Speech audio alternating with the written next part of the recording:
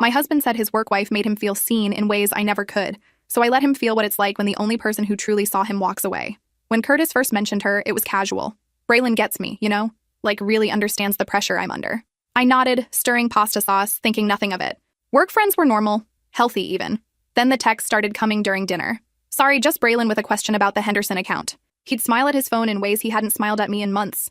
I watched him become more animated, more alive, but only when talking about work, about projects, about her. I tried harder, cooked his favorite meals, wore the perfume he used to love, asked about his day with genuine interest. But Curtis would give me one-word answers, then disappear into his office for video calls that apparently couldn't wait. One night, I walked past and heard him laughing. Actually laughing. The sound I'd been trying to extract from him for a year. The breaking point came on our anniversary. I'd made reservations at the restaurant where he proposed.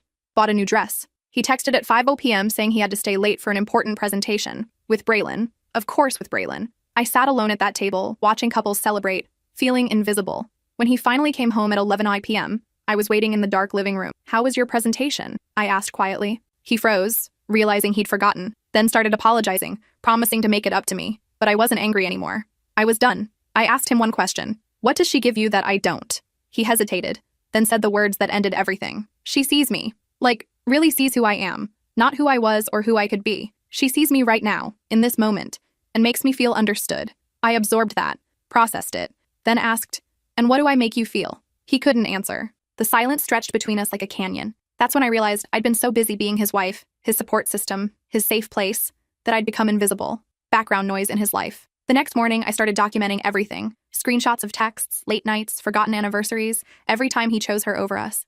I consulted a lawyer who smiled grimly at my evidence. You've got everything you need, she said. That week, Curtis came home excited, talking about a promotion that would require more travel, more time with the team, with Braylon. He asked if I'd be okay with it, still not seeing what he'd done. I said yes, absolutely, whatever you need. 2 days later, I served him divorce papers at his office. In front of Braylon, in front of his entire team who'd watched him prioritize her for 8 months. His face went white. He called me 39 times that day. I answered once. Why are you doing this? We can fix this. I laughed, actually laughed. You wanted someone who sees you, Curtis.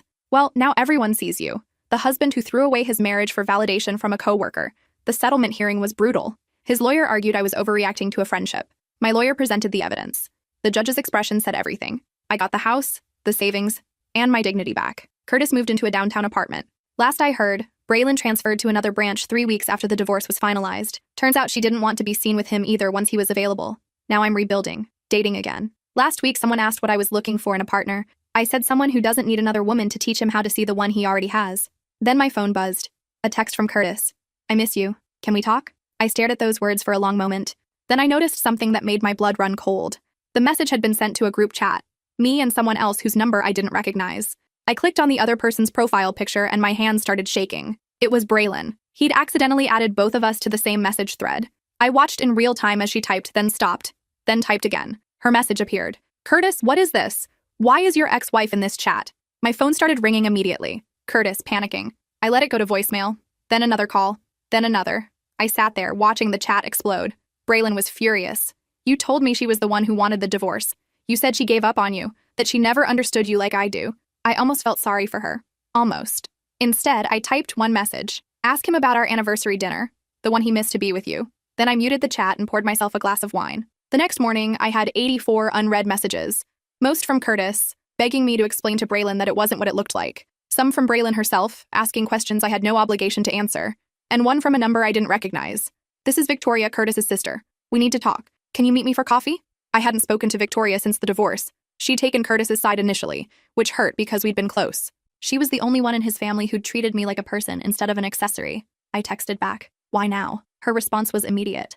Because I found something you need to see. We met at a cafe downtown, neutral territory. Victoria looked exhausted, like she hadn't slept in days. She slid a folder across the table before I could even order. I opened it, confused. Inside were printed emails. Dozens of them. All from Curtis to various women over the past 5 years. Years before Braylon. My stomach dropped. I found these on his laptop when I was helping him move, Victoria said quietly. He asked me to transfer some files. These were in a hidden folder. She paused. Braylon wasn't the first. She was just the first one you noticed. I read through them, each one worse than the last. Flirtatious messages to women from his gym, his old job, even one of my former friends. None of them had turned physical, apparently, but the emotional affairs were clear. He'd been seeking validation anywhere he could find it for our entire marriage. Why are you showing me this? I asked, my voice hollow. Victoria's eyes filled with tears. Because he's telling everyone you're the villain, that you threw away a good marriage over jealousy. And our parents believe him. They're pressuring me to convince you to reconcile. She reached across the table. But I needed you to know the truth. You weren't crazy. You weren't overreacting. He's been doing this to you from the beginning. I spent the next 3 days deciding what to do with the information. Part of me wanted to blast it everywhere, show everyone who Curtis really was. But another part of me, the part that was tired of fighting, just wanted to move on. Then my lawyer called. Curtis is filing a countersuit, she said. He's claiming you slandered him at his workplace and cost him his promotion. He wants the house back and is demanding you pay him spousal support. I laughed so hard I couldn't breathe. After everything, he was trying to paint himself as the victim. My lawyer wasn't amused.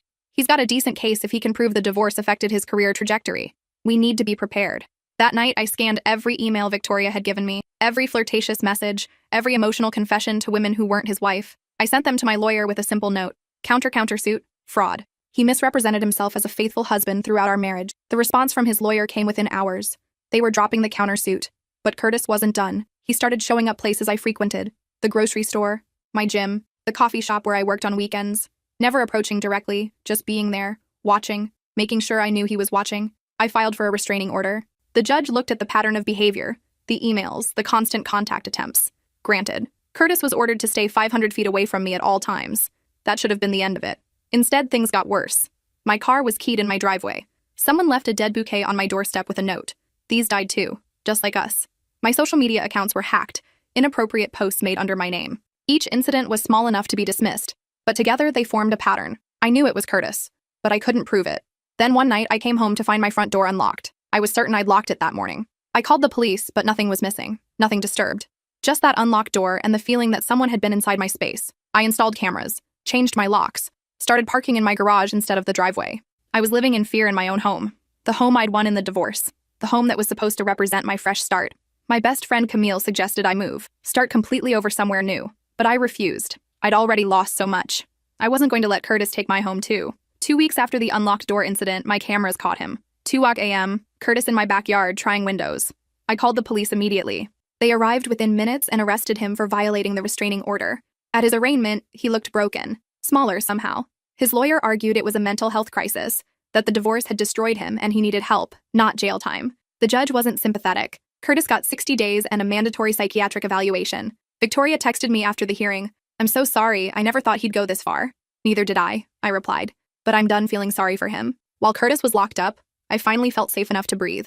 I started therapy, working through the manipulation I hadn't even realized I'd been experiencing. My therapist had a term for it: covert narcissism. Curtis had always positioned himself as the victim, the misunderstood husband, while slowly eroding my sense of reality. She asked me to write down every time Curtis had made me question my own perceptions. The list filled 11 pages. Times he'd said I was too sensitive. Times he'd accused me of overreacting. Times he'd twisted situations until I believed I was the problem. I'd spent years apologizing for things that weren't my fault, trying to fix issues I hadn't created. My therapist looked at the list and said simply, "This is abuse. Emotional and psychological abuse." I'd never thought of it that way. Curtis had never hit me, never screamed at me, but he'd slowly dismantled my confidence, my judgment, my sense of self. And he'd done it so subtly that I hadn't even noticed until I was already drowning. I started dating someone new. Garrett was everything Curtis wasn't. Present, attentive, secure in himself without needing constant validation. He knew about my situation and never made me feel like I was damaged goods. Our third date, he asked me what I was afraid of. I told him the truth. I'm afraid I won't see the red flags until it's too late again. He nodded, considered that. What if we agree that if either of us sees a red flag, we say it out loud immediately? No ignoring it, no explaining it away. We just acknowledge it and decide together if it's something we can work through. I'd never had someone suggest such honest communication. It felt revolutionary. The first time Garrett had to cancel plans due to a work emergency, I felt my chest tighten with familiar anxiety. He noticed immediately. "Hey, are you okay? You just went pale." I told him about Curtis's pattern, how work emergencies always meant time with Braylon, how I'd learned not to trust explanations. Garrett pulled out his phone and showed me the email chain with his boss. "I'm not him," he said gently, "and I never want you to feel like you can't trust me. So anytime you need reassurance, ask. I'll never make you feel crazy for needing proof." That moment changed something fundamental in me. I realized trust could be rebuilt, but it required someone willing to be patient with the damage. Curtis got out after 51 days for good behavior. I got an alert on my phone the moment he was released. I wasn't taking chances. I stayed at Garrett's place that night, and the next. Curtis's probation officer assured me he'd be monitored closely, but I'd learned not to trust that Curtis would follow rules. For 2 weeks, nothing happened. I started to relax, started to believe maybe Curtis had finally accepted it was over. Then Braylon called me. "He's staying with me," she said without preamble. He showed up 3 days ago, crying, saying he had nowhere else to go. I felt bad for him. And now? I asked, already knowing where this was going. Now I understand everything you went through. Her voice cracked. He's been going through my phone, accusing me of talking to other men. He hasn't left my apartment in days. He just sits there watching me, asking me to prove I care about him. She paused. How did you survive this? I told her to document everything and get him out of her apartment immediately. I told her about the cameras, the keyed car, the stalking. I watched her hope that he was just misunderstood die in real time. I thought I was different, she whispered. I thought I was the one who really understood him. That's what he needs you to think, I said. Not unkindly. That's his pattern. Make you feel special, make you feel like the answer to all his problems, then slowly make you responsible for all his problems. She got Curtis out that night, changed her locks, and filed her own restraining order. 2 weeks later, she called to apologize. For everything. For believing his version of our marriage. For thinking she was somehow better suited to him than I was. For not seeing what was right in front of her face. I forgave her. Not for Curtis's sake, but for my own. Holding on to anger was just another way of letting him control my life. But forgiving her didn't mean forgetting the damage she'd been part of. Braylon had participated in the erosion of my marriage, even if she hadn't understood what she was doing. Those late-night texts, those inside jokes, those moments where Curtis chose to confide in her instead of his wife. She'd been a willing participant in my erasure. Still, I understood now that she'd been a victim too. Curtis had sold her a fantasy version of himself, the misunderstood husband with the cold, distant wife, the man who just needed someone who truly got him. She'd believed the story because he was a masterful storyteller. Months passed. I got promoted at work. Garrett and I celebrated our 6-month anniversary. Victoria and I rebuilt our friendship.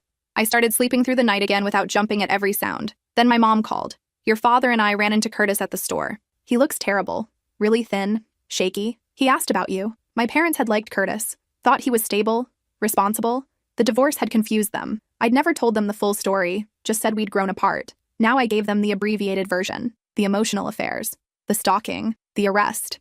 My mom was quiet for a long time. Why didn't you tell us? Because you liked him, I said simply, and I didn't want to feel like I had to prove I made the right choice. Oh, honey, she said, her voice thick with emotion. You never have to prove yourself to us. We're your parents. We're on your side always. That conversation lifted a weight I hadn't known I was carrying. I'd been so afraid of disappointing my parents, of them thinking I'd failed at marriage, but they just wanted me to be safe and happy. The rest was details. My dad called later that day. Your mother told me everything. I'm sorry we didn't see it sooner. And I'm sorry if we ever made you feel like you had to stay. You didn't, I assured him. This was all me. I stayed because I thought I could fix it. I thought if I just loved him enough, tried hard enough, he'd finally be satisfied. That's not how love works, my dad said. Real love doesn't require you to set yourself on fire to keep someone else warm. I wrote that down, stuck it on my bathroom mirror as a daily reminder. Life moved forward. I stopped checking over my shoulder constantly. Stopped flinching when my phone buzzed with an unknown number. Curtis faded into the background of my life, a cautionary tale I'd share with friends over wine. Then, 14 months after our divorce was finalized, I got a letter, handwritten, from Curtis. I almost threw it away without reading it, but curiosity won. The letter was long, rambling. He'd been in therapy, he said. Real therapy, not court-mandated. He was on medication for anxiety and depression. He'd started to understand the patterns Victoria had tried to tell him about. The constant need for external validation, the way he'd sabotaged the one good thing in his life because he was terrified I'd leave him first. I'm not asking you to forgive me, he wrote. I'm not asking for another chance. I know I destroyed something irreplaceable. I just need you to know that you were right about everything. I was the problem. You deserved so much better than what I gave you. I'm sorry I wasted so many years of your life. I read it 3 times. Looking for manipulation, for hidden motives. For any sign this was another attempt to worm his way back into my life. But it just seemed sad. Genuinely, achingly sad. I showed Garrett. What do you think? I asked. He read it carefully. I think he finally got help. Doesn't change what he did, but maybe he's actually facing it now. He looked at me. The question is, does this change anything for you? It didn't. The apology didn't undo the damage, didn't erase the fear or the sleepless nights or the way I'd lost myself trying to be enough for someone who would never be satisfied. But it did provide closure I hadn't known I needed. I wrote back. 1 sentence. I hope you find peace, Curtis. For your sake and everyone else's.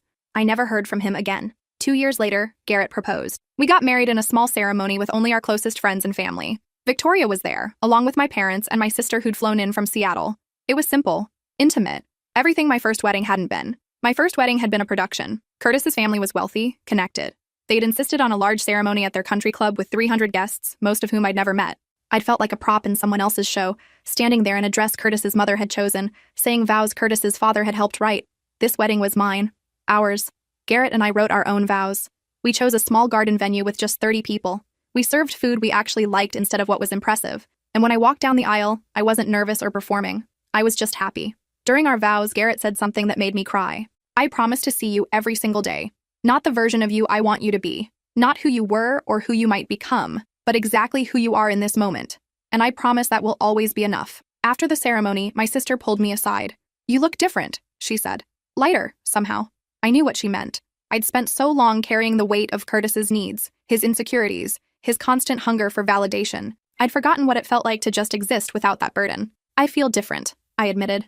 I feel like myself again. That night, lying next to my new husband, I thought about that text message that had started everything, the accidental group chat that had revealed the truth. If Curtis hadn't made that mistake, I might never have known about the others, might have believed his version of our story, might have spent years wondering what I could have done differently. Instead, that one moment of his carelessness had set me free. 3 years into my marriage with Garrett, I got a call from Victoria. Curtis was getting married to someone new, someone he'd met in his therapy group. Victoria said he seemed genuinely different this time, but she wanted to give me a heads up in case I heard through mutual friends. I thanked her and hung up, waited for the jealousy or anger or any of the complicated feelings I thought I might have. Instead, I just felt nothing. Curtis had become a stranger to me, someone I used to know in another lifetime. That evening, I told Garrett about the call. He asked how I felt. I had to think about it. I feel grateful, I finally said. Grateful I got out when I did. Grateful I learned what love isn't supposed to feel like, so I could recognize what it is when I found it. He pulled me close. You know what I love about you? What? You turned the worst thing that happened to you into wisdom instead of bitterness. He kissed my forehead. That takes real strength. I thought about that later. About how easy it would have been to let Curtis's behavior destroy my ability to trust, to love, to be vulnerable with someone new. I'd seen it happen to friends, watched them armor themselves against future hurt until they couldn't feel anything anymore. But I'd made a different choice. I'd chosen to believe that Curtis's issues were his, not a reflection of my worth. I'd chosen to do the work in therapy, to understand my own patterns and why I'd stayed so long. I'd chosen to open my heart again, despite the risk. And that choice had made all the difference. My therapist once asked me why I thought I'd stayed as long as I did. I gave her the usual answers. Love, hope, fear of failure, belief that marriage required sacrifice. She listened, then asked a different question. When did you start believing your needs didn't matter? That stopped me cold. We traced it back, not to Curtis, but to childhood. My mother had been sick throughout my teenage years. I'd learned to be the easy child, the one who didn't make waves or need attention. I'd learned to gauge everyone else's emotional temperature and adjust accordingly. I'd learned that my value came from being useful, not from simply existing. Curtis had just been the latest person to benefit from those learned behaviors. He hadn't created my tendency to minimize myself. He'd just exploited it, consciously or not. Understanding that changed everything, because it meant healing wasn't just about recovering from Curtis. It was about unlearning patterns that went back decades. It was about teaching myself that I mattered, that my needs were valid, that taking up space wasn't selfish. 5 years after my divorce, I barely thought about Curtis anymore. He'd become a footnote in my story, not the main chapter. I had a career I loved, a marriage that felt like partnership instead of prison, friends who'd stuck by me through everything. Camille and I met for lunch one afternoon. She'd been my rock through the divorce, showing up with wine and tissues on the worst nights. Now she looked at me across the table and smiled. You know what's wild? I almost don't remember that version of you anymore. The one who was always apologizing, always second-guessing herself. I almost don't remember her either, I admitted. It's like she was someone else. She was someone Curtis needed you to be, Camille said. I'm glad you found your way back to yourself. But had I found my way back? Or had I found my way forward to a version of myself I'd never been allowed to be? The woman who'd been married to Curtis had been real, but she'd been incomplete, diminished. The woman I was now felt fuller, more solid, more authentically me. Sometimes late at night, I'd think about that version of myself who'd sat alone at that restaurant on our anniversary, the woman who'd tried so hard to be seen by someone who refused to look at her, and I'd want to reach back through time and tell her, it gets better, so much better. You just have the courage to walk away. But I didn't need to tell her, because that woman had already known. She'd made the hardest decision of her life, served those papers, rebuilt from scratch. She was stronger than she'd ever given herself credit for. And she'd become me, the woman who knew her worth, who wouldn't settle for crumbs of attention, who understood that being alone was infinitely better than being invisible in your own marriage. Last month, I ran into Braylon at a conference. We both hesitated. Then she walked over. You look happy, she said. I am, I replied honestly. She nodded. I wanted to thank you for warning me. I didn't listen at first, thought you were just bitter, but you saved me from wasting more time than I already had. We talked for a few minutes. She'd moved to another city, started over, was seeing someone new who treated her well. She'd learned the same lessons I had, just from a different angle. As we parted ways, she said one more thing. He contacted me last year, said he was making amends, wanted to apologize. I didn't respond. Good, I said. His amends are for him, not us. We don't owe him anything, she smiled. That's what my therapist said. Walking away from that conversation, I realized something profound. Curtis had taught me what I didn't want, but Garrett had taught me what I deserved. and there was power in knowing the difference. The nightmares stopped around the 6-year mark. I didn't realize they'd been happening until they weren't anymore. Those dreams where I was back in that house, trying to make Curtis happy, exhausting myself for someone who couldn't be satisfied. My subconscious had finally released its grip on that trauma. Garrett noticed. "You seem more settled lately," he observed one morning over coffee. "I think I've finally let go of waiting for the other shoe to drop," I admitted. "For years, even with you, I was bracing for impact, waiting for you to turn into him. And now? Now I know you're not him. You never were. And I'm safe." He reached across the table and took my hand. "You were always safe with me, but I'm glad you finally feel it." That conversation made me realize how much Curtis had stolen beyond just our marriage. He'd stolen my ability to feel secure, to trust my own judgment, to believe I deserved uncomplicated love. Getting those things back had taken years of work, but they were mine again. I wrote about my experience for a blog focused on recovering from toxic relationships. The response was overwhelming. Hundreds of women reached out, sharing their own stories of emotional manipulation, covert narcissism, partners who'd made them feel invisible. I'd thought my story was unique, but it was devastatingly common. One woman wrote, "Your story made me realize I'm living it right now. I've been trying to understand why I feel so exhausted all the time, why nothing I do is ever enough." Reading your words was like looking in a mirror. I responded to as many as I could, offering resources, validation, encouragement. If my pain could help someone else recognize their own situation sooner, then maybe it had served a purpose beyond just my own growth. Another woman messaged me privately. She was 19 years into her marriage, 3 kids, no financial independence. Her husband did exactly what Curtis had done, constantly seeking validation from other women while making her feel like she was the problem. But she felt trapped. How do you leave when you have no money, no career, no support system? We talked for weeks. I connected her with domestic violence resources, helped her create a safety plan, encouraged her to document everything. 6 months later, she'd filed for divorce. It wasn't easy. She had to move in with her sister, work 2 jobs while going back to school. But she messaged me on the 1-year anniversary of her separation. "I'm exhausted," she wrote, "but I'm free. Thank you for showing me it was possible." The blog post caught the attention of a literary agent. Would I consider expanding it into a book? A full memoir about emotional abuse and recovery? At first, I declined. I didn't want my entire identity to be wrapped up in what Curtis had done to me. But then I thought about all those women who'd reached out, about the ones who hadn't yet realized they were in toxic situations, about the healing that comes from seeing your experience reflected in someone else's words. I agreed to write the book. It took me 2 years. 2 years of diving back into memories I'd worked hard to process, of analyzing patterns I'd rather forget, of being vulnerable in ways that terrified me. Garrett was my anchor through it all, reminding me to take breaks when the writing got too heavy. There were days I wanted to quit, days when reliving the trauma felt like too much, days when I questioned whether sharing my story was worth the emotional cost. But then I'd get another message from another woman who'd recognized herself in my blog post, who'd found the courage to leave because someone else had done it first, and I'd keep writing. The hardest chapter to write was about the anniversary dinner, sitting alone at that table, watching other couples laugh and celebrate, feeling so completely unseen. I cried while writing it, remembering that version of myself who'd still believed she could fix things if she just tried harder. Garrett found me sobbing at my laptop one night. He didn't try to fix it or tell me to take a break. He just sat with me, holding me while I grieved for that woman who'd deserved so much better than what she'd accepted. The book came out to modest success. Not a bestseller, but solid sales and reviews from people who needed to hear it. I did a small book tour, talked to reading groups and domestic violence organizations, shared my story over and over until it felt less like a wound and more like a scar. Proof I'd survived. At one event, a young woman approached me after. She couldn't have been older than 24. "My boyfriend says I'm overreacting to his friendship with his coworker," she said quietly. "But your book made me realize I'm not crazy. I'm not overreacting. He's gaslighting me." We talked for almost an hour. I gave her the resources I wished I'd had, told her the signs to watch for, reminded her that leaving was always an option, even when it felt impossible. She told me about the coworker, how her boyfriend texted this woman constantly, how he'd forgotten their 6-month anniversary because he was helping her with a work project, how he'd started comparing them, always finding ways the coworker was more understanding, more supportive, more in tune with his needs. "It's like reading your book," she whispered, "except it's happening to me right now." I told her something my therapist had told me. "You're not responsible for fixing him or proving your worth. If he wanted to prioritize you, he would. The fact that he's not is the answer." 3 months later, she emailed me. She'd left, was staying with family, working with a therapist, starting over, and she thanked me for giving her permission to trust herself. That's when I understood the real gift of my experience with Curtis. Not the suffering itself, but what I'd built from it.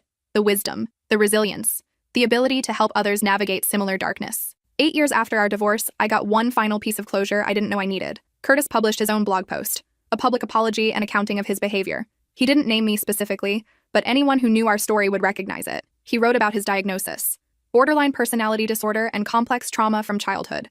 About years of therapy learning to regulate his emotions without external validation. About the damage he'd caused to everyone who'd tried to love him before he learned to love himself. "I acknowledge I destroyed my marriage through my own actions," he wrote, I blamed my ex-wife for not understanding me, but the truth was I didn't understand myself. I needed constant reassurance because I had no internal sense of worth. I punished her for my own emptiness. She deserved so much better than what I gave her. Reading it felt surreal. The Curtis I'd known had never been capable of that level of self-awareness. This version of him, the one who'd done the work, was a stranger. I showed it to Garrett. "Do you want to reach out?" he asked. "No," I said immediately.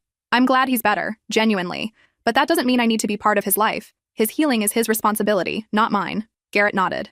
"That's healthy." And it was. I'd spent too long thinking I was responsible for Curtis's happiness, for his validation, for his emotional regulation. His growth was wonderful, but it had nothing to do with me. I'd moved on years ago. I did send one thing, though. A brief email through his website. "I'm proud of the work you've done. Keep going." That was it. No invitation to reconnect, no absolution for the past, just acknowledgement that he'd changed and hope he'd continue. He wrote back a simple thank you. Nothing more. It was the perfect ending. Now, at 40, I look back on my marriage to Curtis like it happened to someone else. The woman who stayed, who tried, who made herself smaller, feels foreign to me. I know she was me, but I've grown so far beyond her that it's hard to connect. My life is full in ways I never imagined during those dark years. Garrett and I are talking about adopting. My career has flourished. I have friendships built on mutual respect and genuine care. I wake up grateful most mornings, something I never thought would be possible again. The adoption process has been intense. Home studies, background checks, endless paperwork, but also hopeful in a way I haven't felt before. We're approved for a sibling set, 2 kids who've been in foster care for 3 years, a girl, age 9, and her brother, age 6. Their caseworker thinks we'd be a good fit. Meeting them for the first time felt monumental. The girl, Sophia, was guarded, protective of her little brother in a way that reminded me of my sister. The boy, whose name was Benjamin, was more open, asking questions about our house and whether we had a dog. Over weeks of visits, Sophia slowly warmed to us. One afternoon, she asked me directly, "Why do you want kids who aren't yours?" I thought carefully before answering. Because family isn't just about biology. It's about showing up, being present, choosing to love someone every single day. "And we'd be honored to do that for you and your brother." She studied my face, looking for lies. "Our last foster family said that too. Then they sent us back when Benjamin had nightmares every night." My heart broke. "I can't promise we'll be perfect, but I can promise we won't give up on you. Ever." 3 months later, they moved in. It wasn't easy. Sophia had trust issues that manifested as anger. Benjamin's nightmares were severe. There were moments I questioned whether we were equipped for this. But then there were other moments. Sophia laughing at one of Garrett's terrible jokes. Benjamin falling asleep on the couch between us during movie night. Small victories that felt enormous. One evening, about 6 months after they'd moved in, Sophia came to me while I was making dinner. "Can I ask you something?" "Of course." "Were you scared when you decided to leave your first husband?" I put down the knife I'd been using. Gave her my full attention, terrified. "I didn't know if I was making the right choice or throwing away something that could be fixed. But you did it anyway." "I did it anyway, because being scared wasn't a good enough reason to stay in something that was hurting me." She was quiet for a moment. "I'm scared a lot. About whether you'll keep us, whether we'll mess this up somehow." I pulled her into a hug. She was stiff at first, then gradually relaxed. "You're not going to mess this up. And we're not going anywhere. You're stuck with us. Promise?" "Promise." That conversation marked a turning point. Sophia started calling us mom and dad.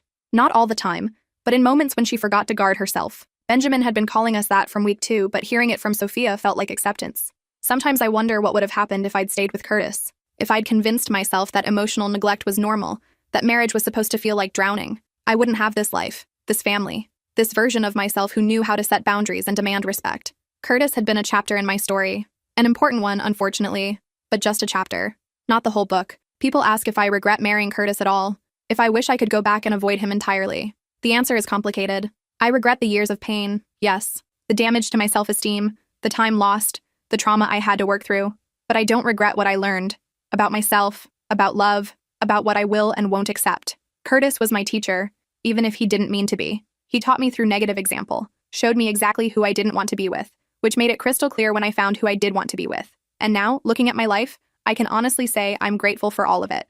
The good, the bad, the ugly, because it all led me here, to a life I love, with a partner who sees me, who chooses me every single day, without needing me to shrink or perform or prove my worth. Last week, Sophia had a school project about family trees. She came home frustrated because her tree was complicated. Birth parents she didn't remember, foster families that came and went. Us. "I don't know how to draw this," she said, papers spread across the kitchen table. I sat down next to her. "How about this? Draw the tree however you want. Include whoever feels like family to you. There's no right or wrong way to represent your story." She thought about it, then started drawing. When she was done, she'd put her birth parents at the roots, with a note saying where I came from. The trunk was labeled all the places I lived. And the branches, full of leaves and blossoms, were labeled where I'm growing now, with our names written throughout.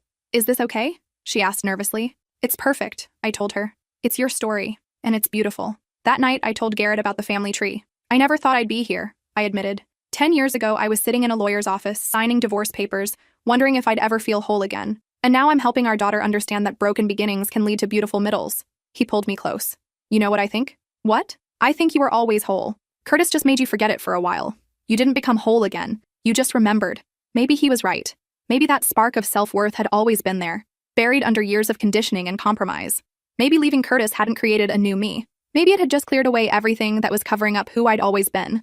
I am seen. Finally, fully, completely seen. Not because I found the right person, but because I became the right version of myself. The version who knew she was worth seeing in the first place.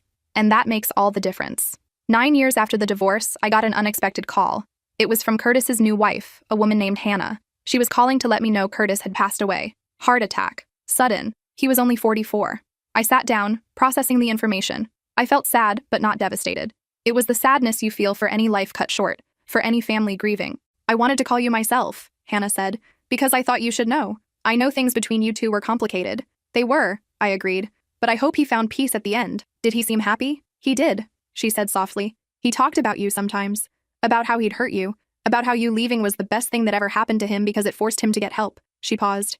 I think he spent the rest of his life trying to be the person he should have been for you. That hit me harder than news of his death. Curtis had changed, really changed, and I'd never know that version of him, would never see if the growth was real or lasting. But maybe that was okay. Maybe his growth didn't need my validation or witness. I'm glad he found happiness with you, I said sincerely. And I'm sorry for your loss. After I hung up, I sat with the news for a while. Garrett found me on the porch, staring at nothing. That was Curtis's wife, I said. He died. Heart attack. Garrett sat next to me, waiting. I don't know how I feel, I admitted. Sad? Relieved? Guilty for feeling relieved? All of the above? All of the above is allowed, he said gently. He was a big part of your life once. It makes sense that his death would bring up complicated feelings. I didn't go to the funeral. It didn't feel appropriate. But I sent flowers with a simple card. May you find the peace that eluded you in life, Victoria called me after the service. It was good of you to send flowers. Hannah appreciated it. How are you doing? I asked. Better than I expected. Curtis and I had made peace years ago. He'd apologized, done the work to rebuild our relationship. So I'm sad, but not destroyed. She paused. He left something for you. What? A letter. He wrote it a few years ago. Asked Hannah to give it to you if anything happened to him. I can mail it if you want. I thought about it. Did I want Curtis's final words to me? Did I need them? Send it, I decided. I'll read it when I'm ready. The letter arrived 3 days later. I left it unopened on my desk for a week before I had the courage to open it. Dear friend, he'd written. I hope that's what you are now, even if just in my memory. A friend I failed spectacularly. I'm writing this on what would have been our 15th anniversary. I'm married to someone else now, happy in ways I never managed with you. And I wanted you to know why. Not to hurt you or make excuses, just to tell the truth. I wasn't capable of loving you the way you deserved, not because of anything you lacked, but because I didn't know how to love anyone, including myself. Every time you gave me affection, validation, support, it filled a hole for about 5 minutes. Then the emptiness would return and I'd need more. From you, from Braylon, from anyone who'd give it. You couldn't have fixed me. No one could. I had to want to fix myself, and I didn't want that until after you were gone. Therapy helped me understand what I was actually looking for. Not a work wife or a woman who understood me better. I was looking for someone to do the emotional work I refused to do. Someone to regulate my feelings, validate my existence, make me feel real. That's not love. That's parasitism. I'm sorry I wasted years of your life. I'm sorry I made you feel invisible while I searched for visibility in all the wrong places. I'm sorry I didn't appreciate what I had until it was gone. I hope you're happy now. I hope you found someone who sees you without you having to beg for it. I hope my mistakes taught you something useful, even though you shouldn't have had to learn it that way. If you're reading this, I'm gone, which means I won't know if you ever forgive me. But I forgive you for leaving. It was the kindest thing you ever did for me, even if I couldn't see it then. Be well, be loved, be seen. Curtis. I read the letter 3 times, tears streaming down my face, not for what we'd had, but for what we could have been if he'd found this clarity sooner. For the years we'd both lost to his inability to be whole. But I also felt a strange gratitude. Curtis had given me the final piece of closure I needed. Confirmation that I hadn't been crazy, hadn't been overreacting, hadn't been inadequate. The problem had never been me. I showed the letter to Garrett that night. How do you feel? He asked after reading it. Free, I said, surprised by my own answer. I spent years wondering if I could have saved him. If I'd just been patient enough, understanding enough. And here's proof that I couldn't have. He had to save himself. That night, I dreamed about Curtis for the first time in years. But it wasn't a nightmare. We were just talking, sitting on a bench somewhere neutral. He apologized again, and I accepted. Then he stood up to leave, and I watched him walk away without feeling the need to follow. I woke up feeling lighter than I had in a decade. The kids asked about Curtis eventually. Sophia, perceptive as always, noticed me reading his letter again one day. "Who's that from?" she asked. I considered lying, then decided against it. "My first husband. He passed away recently. This is a letter he wrote me years ago." "Were you sad when he died?" "A little. Mostly I was sad that he'd struggled so much. But I was also grateful to be free of that struggle myself." Benjamin, listening from the doorway, asked, "Did you love him?" "I did. Very much. But love isn't always enough if the other person isn't healthy." Sophia nodded, understanding in her young eyes. She'd learned that lesson too, with birth parents who'd loved her but couldn't take care of her. "It's okay to be sad about something and grateful it's over at the same time," I told them both. "Feelings can be complicated." That conversation became part of our family narrative. The idea that you could hold multiple truths at once, that people were complicated, that loving someone didn't mean staying with them if they hurt you. 10 years after my divorce, I'm 43 years old with a life I love, 2 incredible kids who chose to call me mom, a husband who sees me every single day without me having to beg for attention, a career that fulfills me, friendships built on mutual respect, and most importantly, I see myself. I know my worth. I understand my boundaries. I recognize red flags before they become deal breakers. Curtis gave me that, in his own backward way. By being everything I didn't want, he taught me exactly what I needed. By making me invisible, he taught me to take up space. By refusing to see me, he taught me to see myself. I'm grateful for that education, even though I wish I could have learned it a gentler way. Last week, I was cleaning out old files and found our wedding album. I hadn't looked at it in years. The photos felt like artifacts from someone else's life. That bride, smiling nervously in her elaborate dress, had no idea what was coming. No idea she'd spend years diminishing herself for someone who'd never be satisfied. I wanted to reach through time and warn her, but I also wanted to thank her, because she'd survived. She'd found the strength to leave. She'd rebuilt from nothing and created something beautiful. Sophia found me looking at the photos. "Is that you?" she asked, surprised. 10 years ago, yes. "You look different. Sadder, maybe." I was sad. I just didn't know it yet. She studied the photos more carefully. "Where's the guy you were married to?" I pointed him out. "Curtis, young and confident, believing he was starting a life that would fulfill him." "He looks normal," she said, puzzled. "He was normal. That's the thing about emotional abuse. It doesn't look dramatic. It's not bruises and screaming. It's 1,000 tiny cuts that make you bleed out so slowly you don't notice until you're already dying." She understood. Like when our birth mom would forget to feed us for days. She wasn't being mean. She was just always high. But it still hurt us. Exactly like that. Intent doesn't matter as much as impact. I put the album back in storage. I didn't need it anymore. Didn't need physical proof of that life. It was done, processed, integrated into my history, without defining my present. The book I wrote about my experience is still selling, still reaching women who need to hear they're not alone. I get messages regularly from readers who saw themselves in my story, who found the courage to leave, who learned to recognize the patterns before they became trapped. That's Curtis's legacy, in a way. His inability to love me helped teach others about toxic relationships, covert narcissism, and the importance of self-worth. His worst behavior became a teaching tool for people who needed it. I hope that wherever he is, he's found peace. I hope his struggles are over. And I hope he'd be okay with me using our story to help others. As for me, I'm exactly where I'm supposed to be. Seen, loved, whole. Not because someone else made me that way, but because I finally believed I deserved it. And I'll spend the rest of my life teaching my kids that same lesson. You are enough. You are worthy. You deserve to be seen. That's the real ending. Not Curtis's death or his apology, but me finally understanding that I was never the problem. I was always enough.